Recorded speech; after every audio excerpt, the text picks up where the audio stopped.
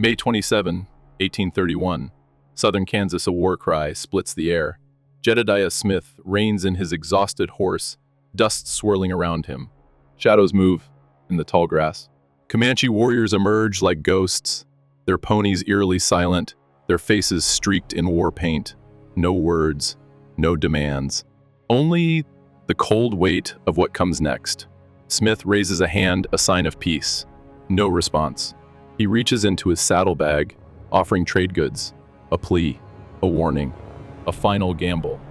Then a shot. What happened next sealed his fate forever. Stay with us as we uncover the final moments of one of the West's greatest explorers.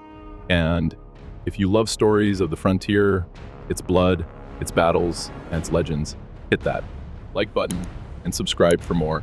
Kings of the Wild Diego Salazar rode at the front, lean and sharp-eyed, the wind tracing the scar along his cheek. His men followed in a loose line, hardened traders and frontier survivors. They had New Mexico in their blood, once New Spain, where their families had lived for generations, just as long as the Comanche had ruled these lands. For a century and a half, the Comanche had swept across the plains like a storm, carving their domain through Kansas, Colorado, Oklahoma, Texas, and New Mexico. They shattered enemies, Cheyenne, Blackfoot, Spanish, Texan, striking back at every slight. Ruthless warriors, empire builders, master traders. Others raided too, Apache, Kiowa, Pawnee, but none matched the Comanche. Their name alone carried weight. Their land stretched farther than any tribe in North America, and every rider knew crossing it unprepared meant death. Trading to survive, the Comanche thrived on trade, but some goods could only come from outsiders: iron for arrowheads, copper for jewelry, bright paints, cotton shirts, and above all, guns. In return, they offered what the frontier craved: buffalo hides, meat, and stolen horses. The Comancheros made it all possible. Born of Spanish settlers and native blood, they lived by their own rules, trading in the gray space between law and survival. New Spain was gone, America was rising, but out here, only trade and force mattered. Since 1778, an uneasy peace had allowed trade to flourish, but trust was another matter. Diego's crew knew one thing: the same warriors who traded with them today could kill them tomorrow and no one would ever know. A stranger appears late afternoon as they watered their mules by the river. A young trader named Mateo pointed at the horizon. "Rider," he said, voice tight. They froze, watching a lone guy on horseback ride up steadily. He wasn't Comanche, his gear screamed American, a stranger in this chaos. Diego waved his men to get ready. Out here, Apache or Kiowa might rob you blind, or worse. But this guy didn't look lost, he had a purpose, and that made them jumpy. Jedediah Smith, the tough explorer. The rider pulled up a short distance away and raised a hand in greeting. "Jedediah Strong Smith," he said, voice steady but worn, heading to Santa Fe. "Haven't seen water in days." Diego squinted, measuring the man. He didn't recognize the name, but this wasn't some lost wanderer. There was an edge to him, a quiet, unshaken confidence. Jedediah Smith was more than a trapper. He was a survivor. Born in upstate New York, he had mapped more of the West than most men could imagine. From the Great Lakes to the Dakotas, the Rockies to the Mojave, he had walked lands few dared to cross. He had lived among the Crow, battled the Arikara, barely escaped the Mojave, and seen the inside of a grizzly's jaws, a brutal attack that tore half his face open, leaving scars he concealed beneath his long hair. By 1829, he had done the impossible and tried to settle. He sold his pelts, bought a home in Street Louis, and sent money back to Ohio for his father's land. His mother had died. Guilt pressed heavy. He had sworn off the wilderness, vowing to stay and care for his aging father. But the frontier never let go.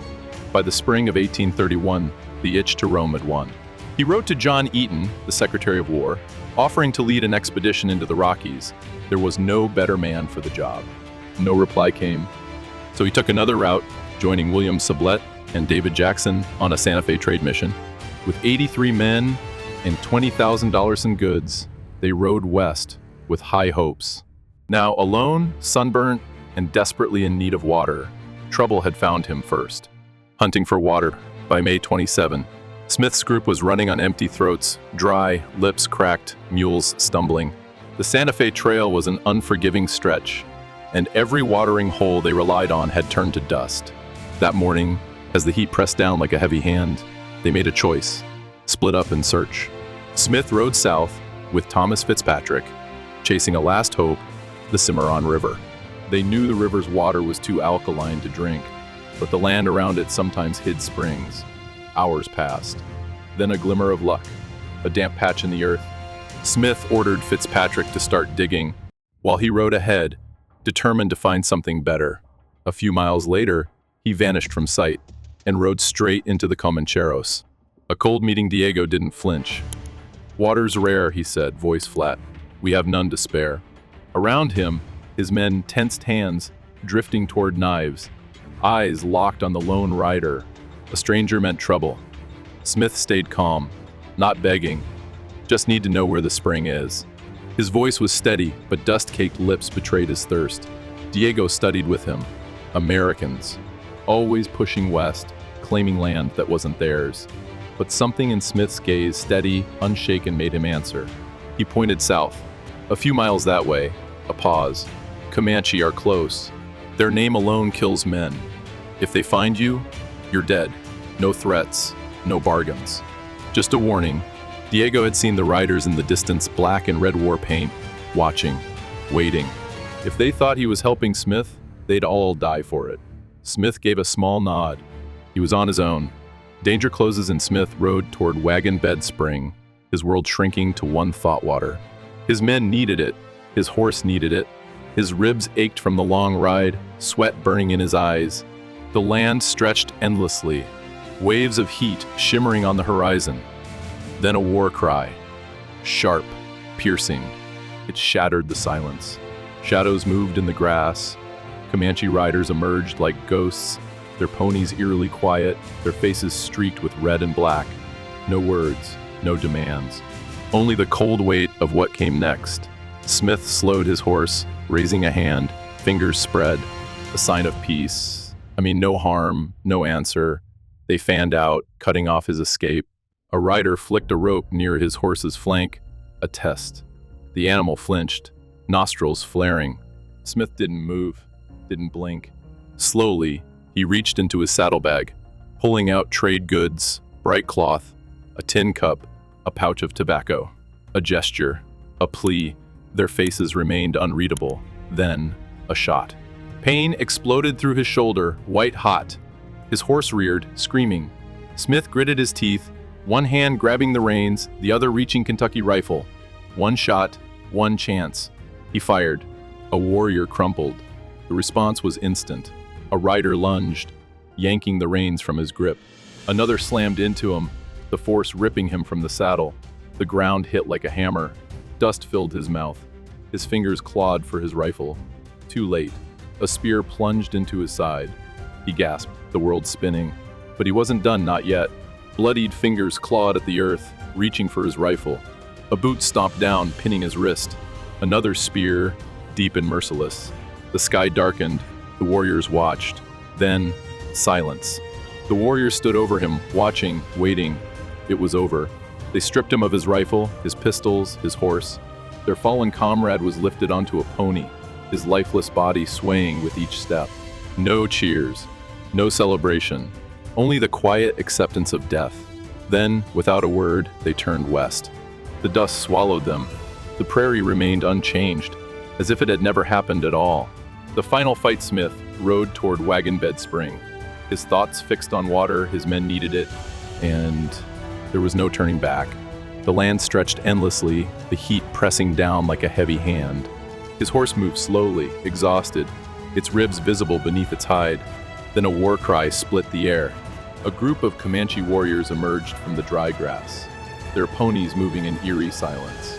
They didn't wear war bonnets, no elaborate display, only the tools of war. Bows, lances, rifles ready. Smith slowed his horse, raised a hand in peace, signing that he was just passing through. No response. They fanned out, encircling him. One rider flicked a rope near his horse's flank. A test. The animal flinched, but Smith held firm. He reached into his saddlebag, pulling out trade goods and offering, but their faces remained cold, unreadable. Then a shot. The force sent him reeling back in the saddle. Pain tore through his shoulder. His horse reared, eyes wild with panic. Gritting his teeth, Smith yanked his Kentucky rifle up and fired. A warrior crumpled. The response was instant. A rider lashed out, striking Smith's reins. Another slammed into him, knocking him from the saddle. He hit the ground hard, breath ripped from his lungs. Dirt filled his mouth as he reached for his rifle. Too late. A spear plunged into his side fast, brutal. Then another. He gasped, hands clawing at the earth. The warriors watched as life drained from his eyes. It was over. They took his rifle, his pistols, his horse. Their fallen comrade was tied to a pony, his body swaying with the rhythm of the land. Then, without a word, they turned their horses west.